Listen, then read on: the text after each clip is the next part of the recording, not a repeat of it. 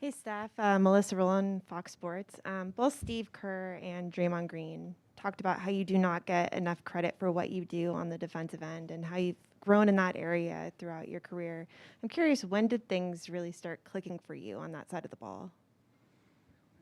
I mean, it's always been a point of emphasis in terms of trying to win basketball games and do your job over the course of my career. It's been a physical development that's happened over time that obviously helps. A lot of work that's gone into that.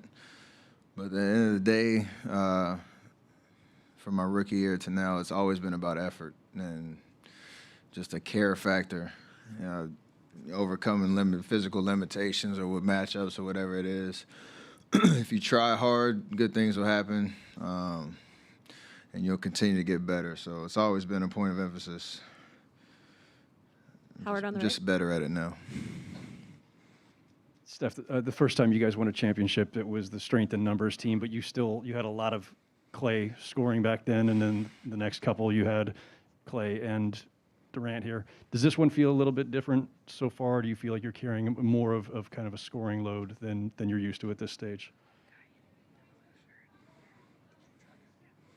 I think it's different just because of the way the team's constructed.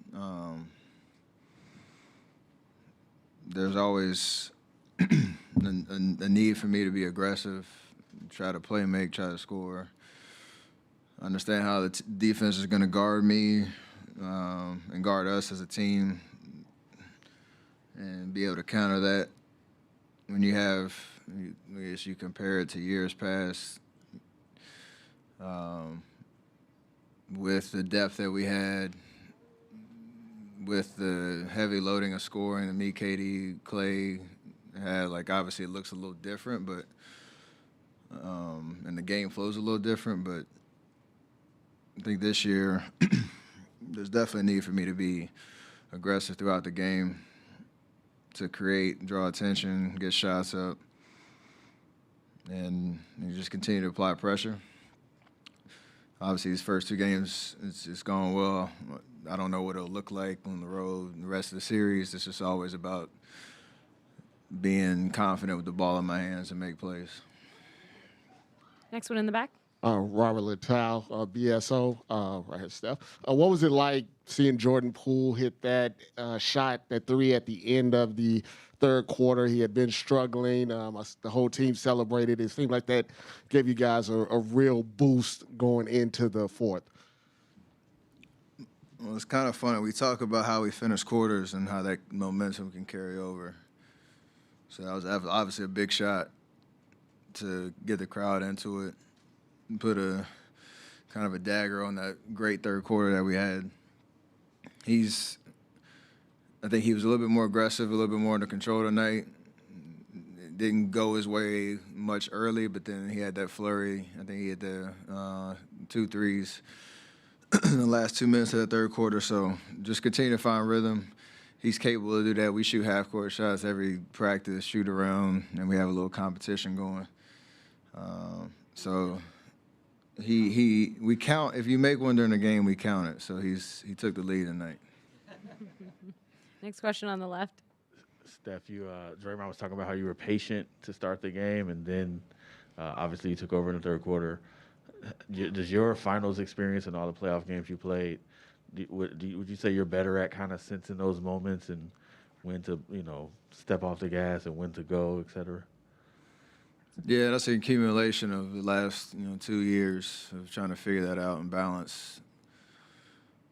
Kind of to a question earlier of the scoring load, the playmaking load, and everything that you try to accomplish throughout the game. So I try to be under control, composed, see the game, feel the flow and the rhythm, and know where I can get to my spots. And there's definitely a lot of composure there, and based on the experience of 15 to 19 and these last 2 years. Anthony.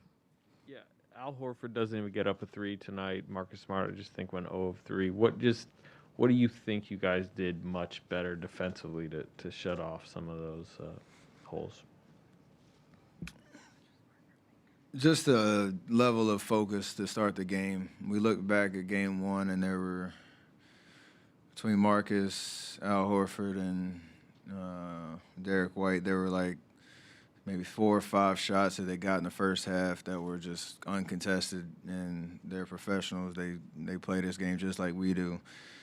And you understand if the shoe's on the other foot and we're getting those type of shots, that carries over through the rest of the game, and you start searching a little bit more, you start feeling a little bit more comfortable. So for us to come out in the first quarter with a level of intensity and focus to obviously with Jalen and Jason, what they do with the ball in their hands, they're tough covers, so you have to keep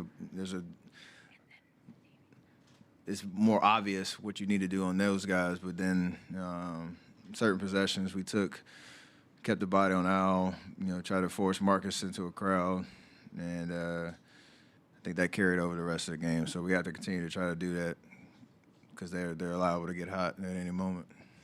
Next one in the middle. Hey Steph, what's the work that you do during both the summer and the season that enables you not just to keep your conditioning sharp, but also to be able to be constantly running around when you're on the court? I've always had that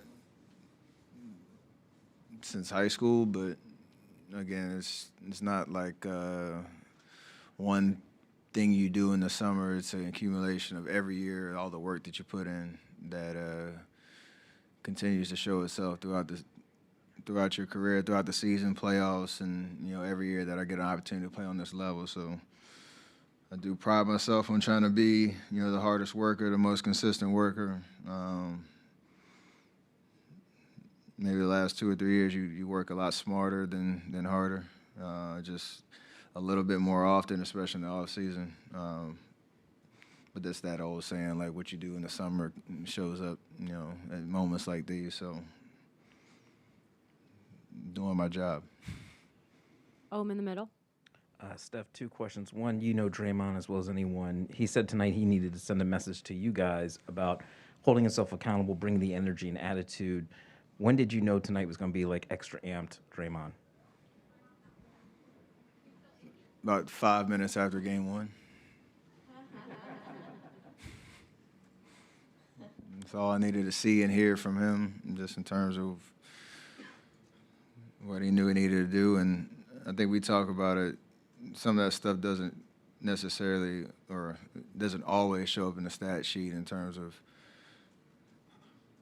points, rebounds, assists, just that wow factor. But you feel him in his presence, and the other team feels him in his presence and his intensity, and that is contagious for all of us. So